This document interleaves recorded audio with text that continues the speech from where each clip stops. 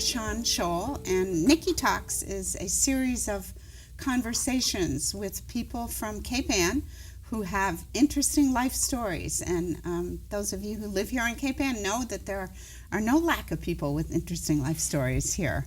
So today I'm delighted to invite Sarah Slifer Swift, who is a dancer, choreographer, and the director of MAGMA, to join me in a conversation. So welcome, Sarah. Thank you. Hi, Nicki.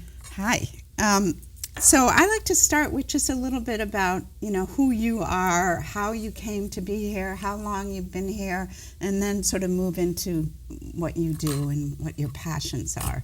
So, Sure. So how did you end up in Gloucester? Have you been here for a long time? Well, now I personally have lived here as a resident for 12 years, but my family has been coming to Cape Ann since my great-grandmother's generation. Huh. My great-grandmother lived in Lynn with her family, and then they would come up on the trolley to Rockport for a day trip, and she would fill up a soup pot of seawater and boil periwinkles and eat them with a hat pin. Great story. So this has been a destination for my family for a long time. And when my grandparents moved to Florida, they would always rent a house, usually on Rockport near Pebble Beach.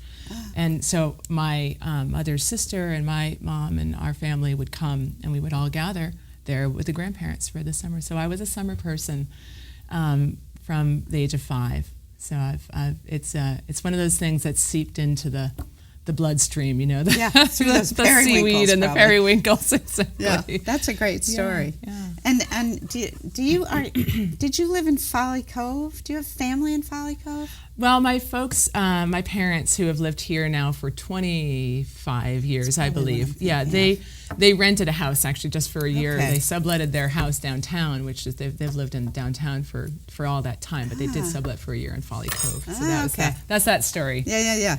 That's great. Yeah. So when did you sort of start to realize that maybe movement and dance were something that was going to capture your passion? It was pretty early on, and actually I credit some of my time in Rockport growing up with that, the proprioceptive quality of running around on the rocks and jumping, and just the delight, I felt in the water and body surfing, and that sort of led to me being very involved in sports and athletics when I was young. But then when I discovered dance, I was also very interested in music, and I played classical guitar as a child. And I felt like dance really married those two interests in me. It was the physical athleticism and skill and all of that, and also that pleasure of being in the body and having sensory experiences mixed with things like musicality and art. And it was like this perfect collaboration of all those elements. And it was pretty early on. I mean, I didn't think that I was going to do it as a profession or anything until probably about 15 or 16 when I started getting more serious about it. But it was always a part of my life, I started dance classes when I was 3 or something. That's what I was wondering. Yeah. So you've been on this path for a long time. Yeah, one way or another. Yes, but I didn't consider it a path until about 16. Sure. Yeah. But indeed, it's always been a part of my life. Yeah, that's great.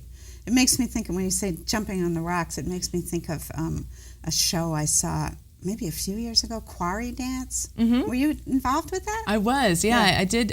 So that's Dusan Tinek is a New York choreographer who has a long-time relationship with Windhover. Windhover. Windhover. And they do this site-specific quarry dance every year, and it's a beautiful project. They're just about, in a couple of weeks, they're going to be doing the 7th one. Oh, really? Yeah. Oh, that's good to know. And one year when they had a very large quarry, I was invited to be part of the Dusan choreography for that one. And then this year, because the site of this year's quarry dance is the Manship Quarry. Oh, right. Ina Han choreographed a dance about the Prometheus statue sculpted by John Manship. Yeah. And so they've asked me to perform that solo at the start of the quarry dance. Okay. Can we do a little plug for that? Sure. When is it? It's Friday, Saturday, and Sunday. Is it Friday, Saturday, and Sunday? I'm pretty sure the first one's Friday. We can plug it if I know when it is. Yeah. Friday, Saturday, Sunday, July I want to say 27, 28, Yeah, that 29, sounds whatever right, those right, yeah. those dates are. And then there's evening performances, and then the weekend ones have some morning performances. So there's And is it Friday called evening. Choir Dance? It still? is Choir Dance 7. Yeah. Oh, yeah, good to know. And you can I'm go to glad the that came Windhover up. website, windhover.org, to find Wonderful. out about it. Wonderful, Yeah. thank you. So you began to kind of understand by 15 or 16, this might be my thing. Like when I grow up, I might want to do this stuff. And then can you talk a little bit about where you studied, or what that part of the, I mean, I'm sure you're always learning, always in motion and learning, but maybe there were some teachers or some studies that you did specifically that. Yeah, I mean, I started out really very, very focused on classical ballet when I was growing up, really till about age 18. And I grew up in a small town in Central Mass that I didn't really have access to modern dance classes, it was basically jazz, tap, ballet, and I just chose ballet. It seemed to be the most serious, it seemed to be the most challenging, it was the one that just lit my fire. So that's what I did, and I didn't really discover sort of other forms until I went to the Harvard Summer Dance Program as a dance camp for kind of aspiring professionals. That's no longer happens, but it was a great program with a lot of incredible teachers, and it really opened my eyes. I mean, this is pre-internet times when you couldn't just search contemporary dance and find out about things. So it was a real eye-opener for me to be there, and that was very influential. I met a lot of incredible dancers and teachers,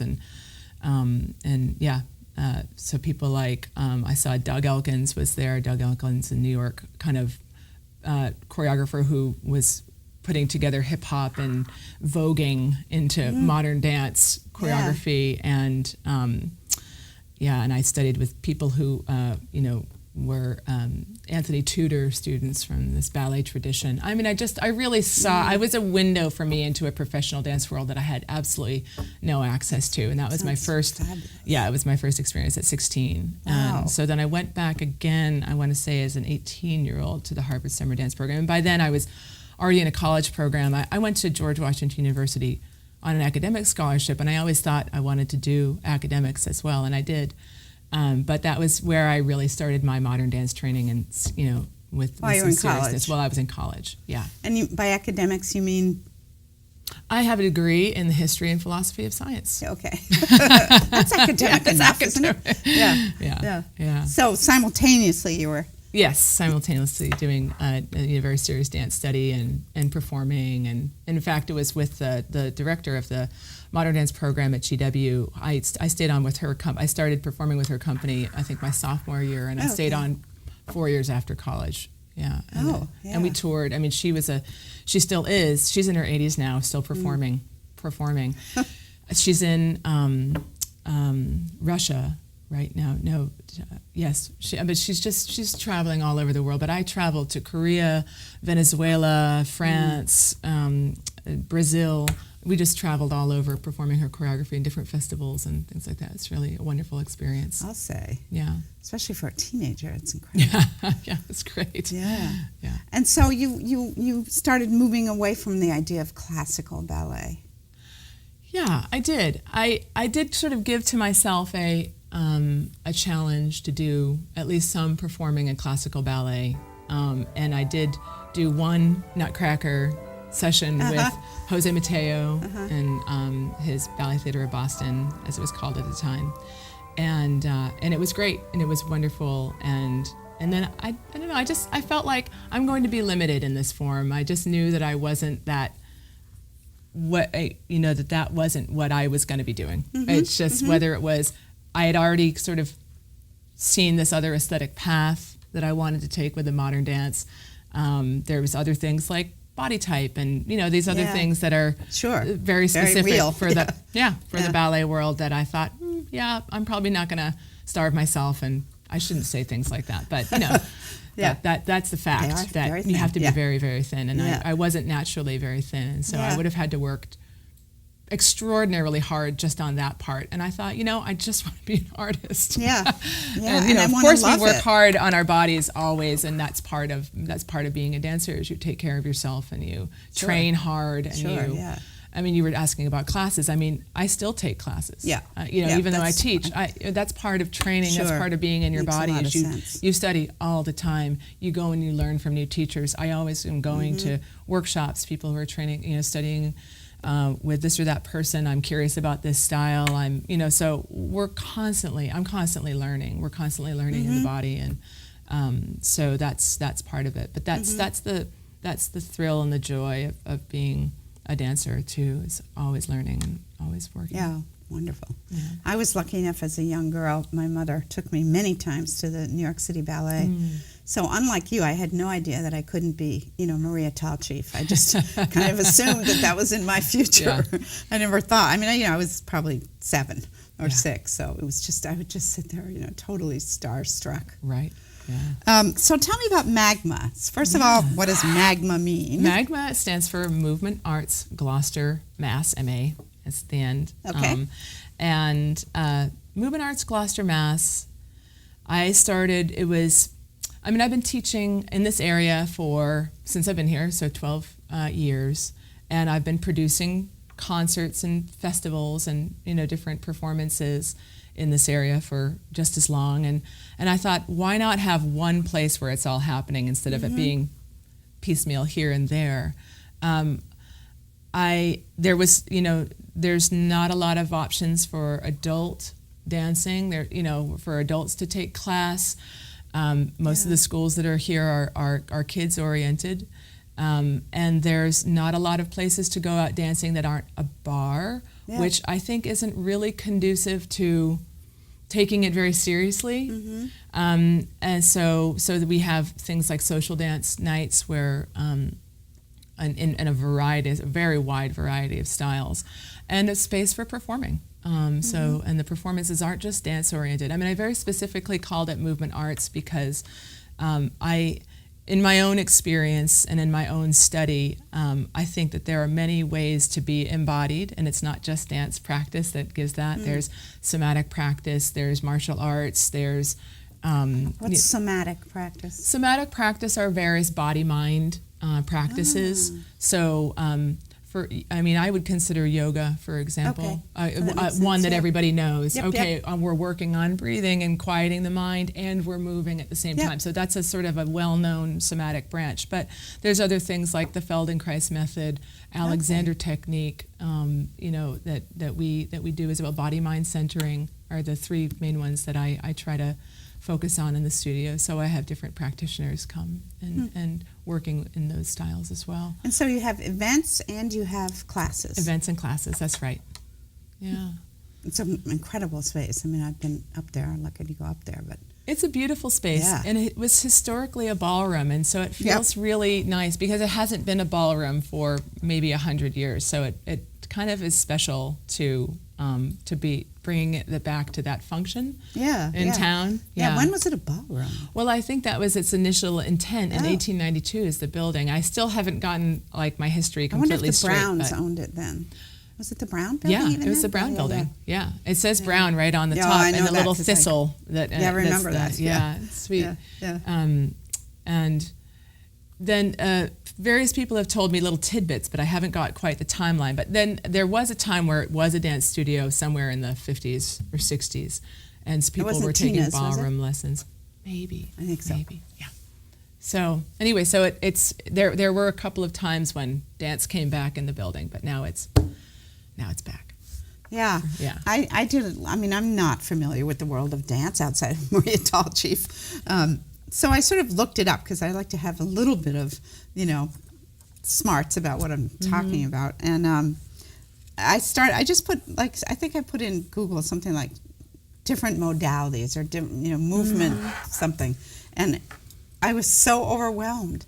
It was just, street dance, urban dance, hip hop, classic ballet, tap, swing, jazz. It just went on and on and on. And I thought, wow.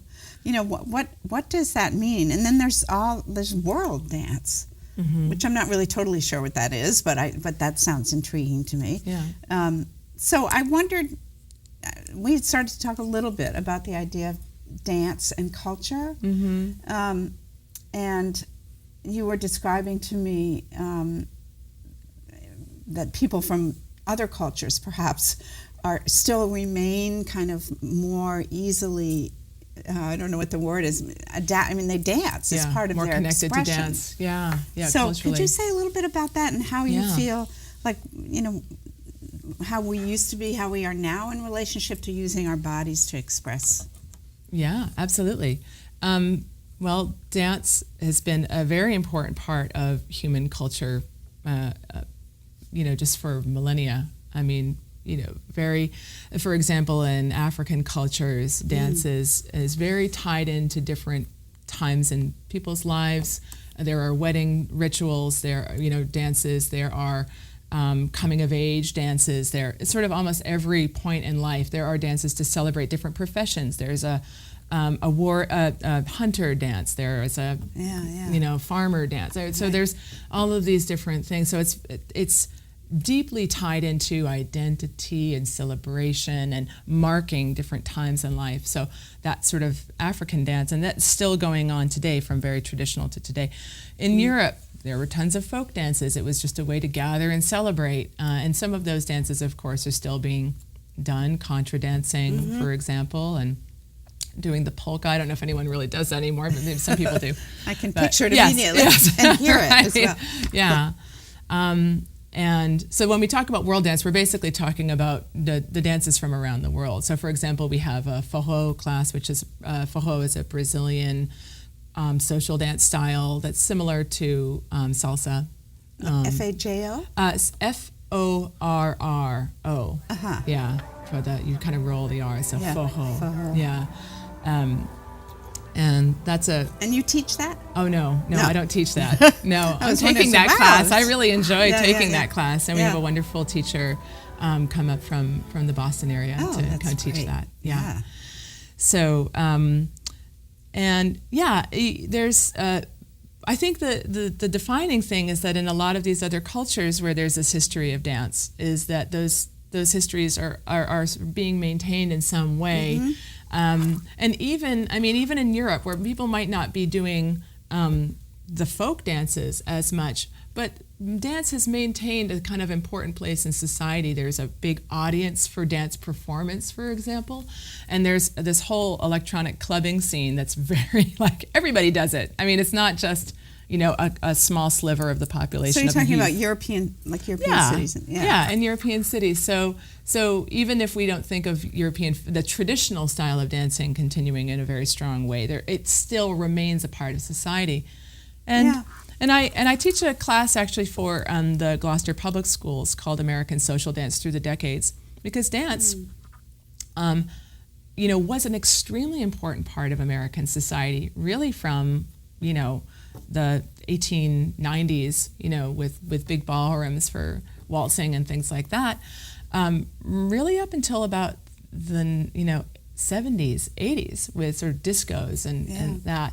And it's sort of fallen away, and it's really interesting. It was also an extraordinarily innovative time in America. I mean, America didn't come with the folk dance traditions of one culture. People were combining different styles, and music was being innovated, jazz, and so when the jazz came about, there needed to be dances to go with this jazz. How do we dance to that ragtime? You know what I mean? Or how do, and you get the Charleston, or how do we dance to that? As music got developed over the time in this incredibly just innovative time in America, dances were being innovated along with it. And it was a very exciting time, and it was a very important part of society. And I don't know. I think that with more and more things getting on TV, and more things sort of, everyone sort of started seeing, because these were social dances, right? Like the Charleston, the hand jive, there might have been a Broadway version of some of these things, but essentially they were things that people did for themselves. But then as things started to get more and more televised and more about entertainment, suddenly people didn't see themselves as being the ones doing that. They said, oh, I don't look as good as that person. Right. I couldn't possibly do that. I look stupid when I dance. Oh, and you know what I mean? I'm not good enough to dance, because now it becomes something it's performative. like professionals are doing it. Only professionals get to do it now. Yep. And social dance just kind of walked away from the culture. And now, I mean, you often, I ask people if they dance. Oh, I look stupid. I look silly. Yeah, I hear that a lot. All the time, which is why dancing often happens in bars in Gloucester. Yeah, right. A few drinks and then you can dance. The inhibition. Yeah, I've certainly heard people say, no, I can't dance until I have a glass of wine or whatever. Exactly. Yeah. So I would love to change that with MAGMA. That's a big mission. I know it's big. It's good to have a big mission. But I'm hoping that with all of these different ways to intersect, because we've got dance from a fitness perspective. Yep. With like Zumba and bar stuff. Yep. And we've got dance more from a traditional perspective with ballet. And we've got dance from the social dance perspective with Foho and our World Dance Series, where we do, salsa. We've had Indian dance. We've had, all kinds of styles. So more contemporary artistic stuff with my contemporary modern classes. From the martial arts perspective with capoeira and Shotokan karate, so that people are getting more into just being in their bodies is always the first step. Being in your body is a great step. And actually, I have to really credit things like yoga. I think it's wonderful that people have all discovered this, and because that is a great thing, is to be in your body and to feel holistic and great. And now we just have to get those people off the mat onto the dance floor. Off the mat and onto the floor. Yeah. To feel more free with it, because I think that's a joy. It's a joy that is being missed by a lot of people. It's been a joy for thousands of years, and now we have to bring it back. I was thinking about, as you're talking, I'm thinking about the sort of the dichotomy of two existing kind of what feels like strains of people's relationship with their bodies, because there's the big, like, yoga, holistic, vegan, just that whole big movement. But then it seems like there's also the alarming obesity problem in this country, and which to me immediately means that somebody's pretty separate from their body if they're not in control and just feel like this. Like I have a friend who says, "I live from here up." So how do you? I mean, if that's the kind of bridge you're trying to make, maybe what you're saying is that the expression of dance in particular and movement, yoga too, but because there's joy in it. Maybe the joy is the bridge between those things. Yeah, I think so. And I think, it's about not being passive, a spectator. Yeah. Where so much of what we do is in front of a screen, whether it's for our work. I spend a lot of time on a screen too, frankly, because I run a business and I'm updating my website. Yeah, we all do some that. people have, a huge chunk of their day seated. Right. And so they do feel like they live here, because it's basically, input to the eyes, brain working, and then into the hands, and that's right. the brunt of it. And it does, it takes effort to pull yourself out of that. And also when there's also so much option to entertain on a screen, you can then go home, watch Netflix. Right, and which. There's great stuff on Netflix. I mean, it's really good entertainment. So it's not even like it's. Well, it's that balance question. It is, and it can be really hard to make that jump to getting in your body, especially if you feel like you've been disconnected for a while, or you feel overweight, or you feel out of shape. It can be really intimidating. Yeah. That's where it takes that intentionality kind of. Yeah, it does, but it's always rewarding. It really is always rewarding, and we really try to not only have all these different points of intersection of different styles, but also really try to meet people where they are. Because I feel like I really feel like moving is for everybody. We all should be living a little bit more in our bodies. Yes. And now I try to meet everybody where they're at. More and more true, I guess is what I feel. Yeah, we have to fight for it a little bit. Yeah. One thing I did want to ask, because of my field, But I wonder if you've worked with, I know you've worked with diverse populations culturally, ethnically, racially, but what about diverse populations in like a mental health sort of realm? Because I feel that, although I don't practice it, but I know that movement therapy, dance therapy, you know, again, it's a bridge to health, emotional health as well as physical health. Absolutely. So have you had any opportunity to do any of that with people, or maybe in the school? Yeah. I haven't personally, I mean, except for in the school, but I don't, you know, no one ever, everything's integrated there, so I never said, oh, this person's going through this. So it was not very clear if that was the case. But I definitely have a lot of friends who work in movement therapy and dance therapy. Dance therapy, right. I mean, that you do have to do a lot of study for that, and so I don't deign to say that could just pop into that, but I have a lot of respect for movement as a therapy and I know that it's been very effective. For example, there's a woman locally who does work with addicts, or former addicts, people who are trying to, you know, stay sober, and there's a lot of success there. It does make a lot of sense, and just like getting back to the idea of somatics, about the body-mind connection.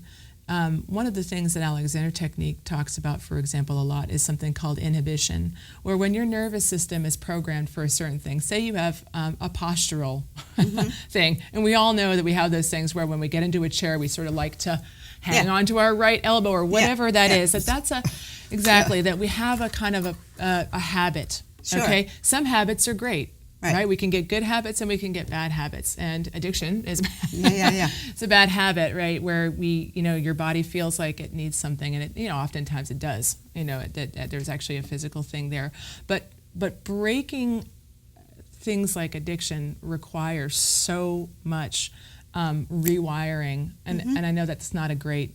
We shouldn't really use that mechanical analogy for the body and mind, but it's a common way to say it. Right. But that you have to break the old habit, and some of these body-mind practices are really effective for that. I mean, I've seen huge transformations in people who get chronic just on the physical level, chronic headaches, chronic pain, that you can really make significant changes just from paying attention, telling yourself, don't do the old habit, rewire, do the new habit, find the new pattern. Yeah, there's evidence-based research along those lines. Yeah, it's big. I would really like to be working more in that area, and I have a woman who wants to do some work with the disabled. For example, so one is about physical ability, but I think also that there's a big area also for mental health to be intersecting with that. That part of, we just have a minute left. I just one of my ending questions I like to ask is if you weren't dancing, is there something else that you are really attracted to, like something else you really want to do before, that would be like at the top of your bucket list before, or something that you want to teach or say or not dancing? Okay. I've often, in a very fearful way, thought about that. What if I couldn't dance? What if I couldn't dance? And I think the answer is I'll always be dancing, even if I can only imagine even if I was a great answer. Paralyzed. I would find some way. That's a great answer. So I think we're out of time. Okay. Thank you so much, Sarah. Thank you very much.